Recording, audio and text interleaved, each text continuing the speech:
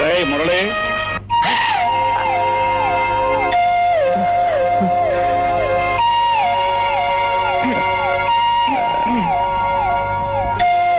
అడగడం సమయంలో వచ్చినట్టున్నా. అలాగే ఉంది. అమ్మా అమ్మా మావయ్య కాస్త తలుపులు వేసుకుంటే ఏం పోతుందిరా? ఎంత కొత్త కాపురం అయినా మరీ ఎంత తొందర పనికిరాదు. పైగా యూనిఫారంలో ఉంది. ఆరోగ్యం ఎలా ఉందమ్మా? నా మీద కోపం పోలేదా? ఏమిటో అలా చూస్తున్నావు? నీ మనసు కష్టపెట్టాను. నన్ను క్షమించమ్మా, క్షమించు. మాట్లాడమ్మా. నువ్వు బాగా మారిపోయావురా, చిక్కిపోయావురా.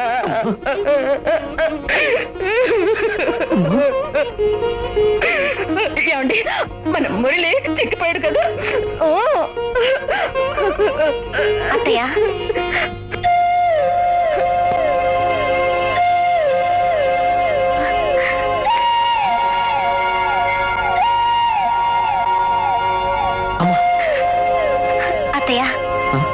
నన్ను ఆశీర్వదించండి అత్తయ్య. 10 కాలాల పాటు చల్లగా ఉండమ్మా. మావయ్య, ఏం వినయం, ఏం విధేయత, ఏమి ఇది బంగారపు బొమ్మలాగా ఉందనుకో నా కూతురు. మావయ్య, కూతురేమిటి? మీరేం మనసులు మార్చనక్కర్లేదు.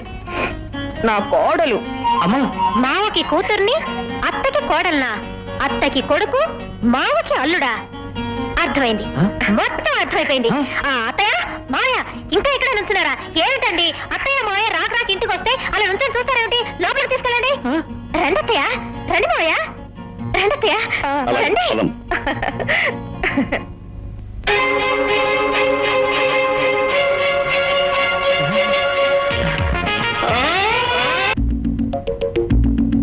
అత్తయ్య నీళ్ళు చూడండి. ఈ వేడి చాలా, ఇంకొంచెం సన్నీళ్ళ పైన. చాలమ్మా. అలాగే, త్వరగా రండి.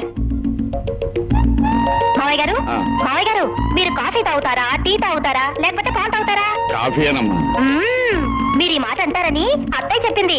అదేం కుదరదు, పాలే తెస్తాను, తాగండి.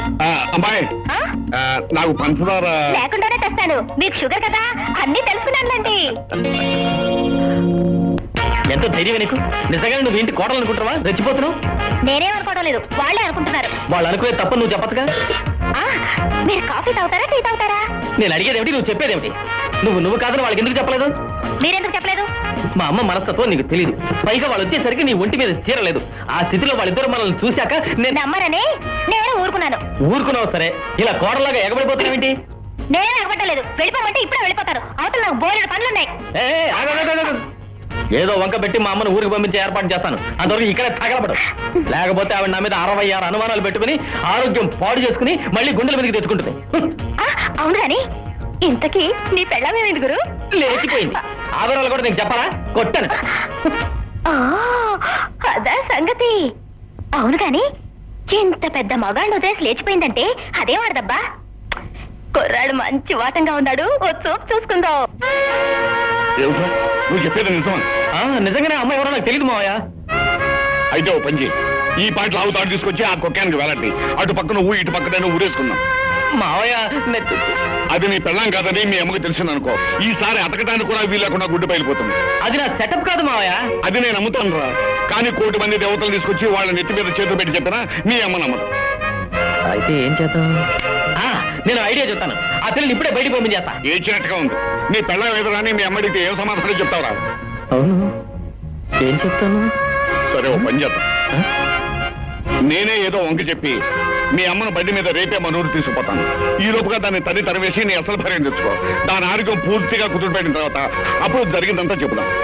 అంటే అప్పటిదాకా దీన్ని నా పెళ్ళంగా సరిపెట్టుకోవాలా? సరిపెట్టుకోవడం కాదు, మీ అమ్మ ఊరెళ్ళే వరకు దీన్ని ఎక్కడికి పారిపోకుండా పట్టుకో.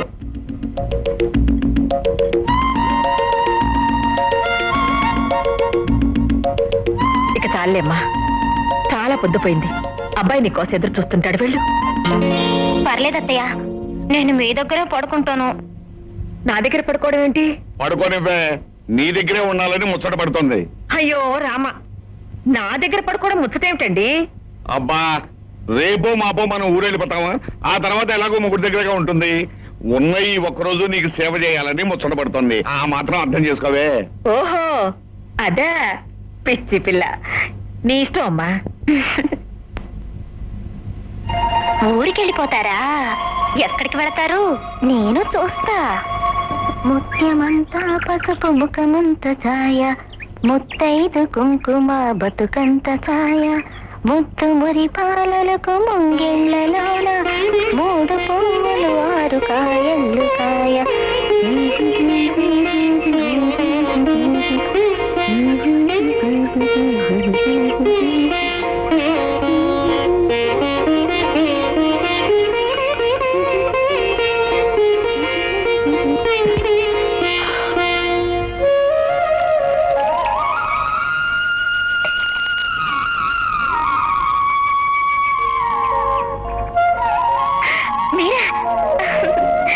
పండంటి బిడ్డని కని 10 కాలాల పాటు చల్లగా ఉండమ్మా.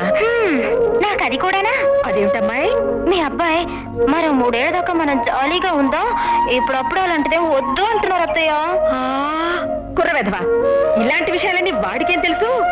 ఏ వయసులో తీరవలసిన అక్షరం వచ్చినా ఆ వయసులో తీరితేనే అందం. అమ్మాయి, నీ ప్రయత్నాలేవి మనకు.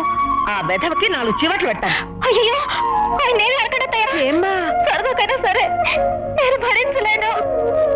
వాడంటే నీకెంత ప్రేమే. నా తల్లి, నా తల్లి.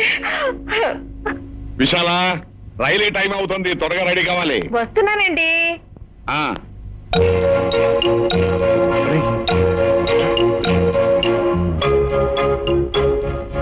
కాసేపట్లో మీ అత్తయ్య నేను ఊరెళ్ళిపోతాం.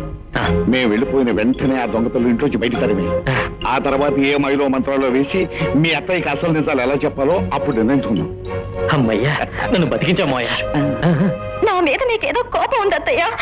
లేకపోతే కాపురం ఎలా చెయ్యాలో తెలియని దాన్ని ఒంటరిగా వదిలేసి మీ పాటికి మీరు వెళ్ళిపోతారా? అదే మీ కన్ను కూతురు అయితే ఇలాగే చేసేవాళ్ళ అత్తయ్య. ఏమిటి నువ్వు రావా? నే రాను. ఇదిగో విశాల, విశాల, విశాల. అరే, నే రానంటే కాళ్ళు గడ్డ పట్టుకుని బతులాడతారేంటండి? నా మాట విను, నువ్వు తప్పకుండా రావాలి. నే రానండి. రాకపోతే ఎలా కుదురుతుంది? అవతల మన ఊళ్ళో పొలం, పుట్ర, గొడ్డు, గోద ఇవన్నీ ఏం కావాలి? ఏమైనా చేసుకోండి. నా కొడుకు కోడలు విడిచిపెట్టి ఈ ఇల్లు వదిలి నేను రాను. దేవుడి దిగొచ్చి చెప్పినా సరే నా మనసులో ఏదైనా పడితే నేనేం చేస్తాను మీకు తెలుసు కదా. ఊరికి నస పెట్టక నన్ను వదిలేయండి. శివలు, ఎవడుకోమ్మా?